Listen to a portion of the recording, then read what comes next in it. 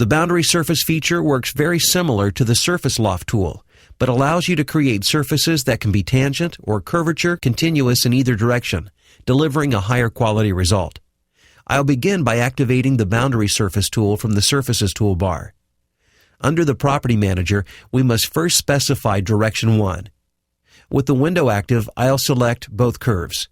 Keep in mind, when selecting the second curve, you want to click on approximately the same point to prevent twisting.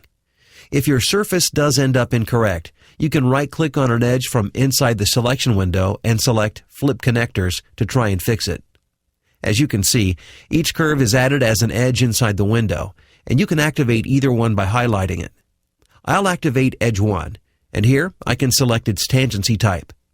We have several types. I can choose from Direction Vector, Normal to Profile, Tangency to Face, and Curvature to Face. For a full explanation of what each option does, you can look in the SOLIDWORKS help under Boundary Surface Property Manager. For this edge, I'll go ahead and select Tangency to Face. Notice that the preview has immediately updated, and the edge listed has changed to include tangent. I'll leave the alignment and draft angle as they are and continue to the tangent length.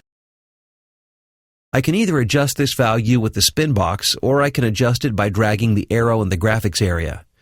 Now I'll switch to the second edge. I'll activate Edge 2 by clicking on it, and this time I'll choose Curvature to Face as its tangent type.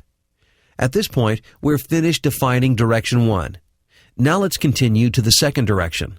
I'll go ahead and activate the Direction 2 window and select both guide curves. Notice as I did this, the Direction 1 tangent type values changed to only display tangent influence. This is just another way to specify the tangent type. I also want to point out a new drop-down box that defines the curve influence type, which now appears under both directions. Again, you have several different option types to choose from. I'll leave these set at Global. With both directions defined, I can click the green check and the boundary surface is complete.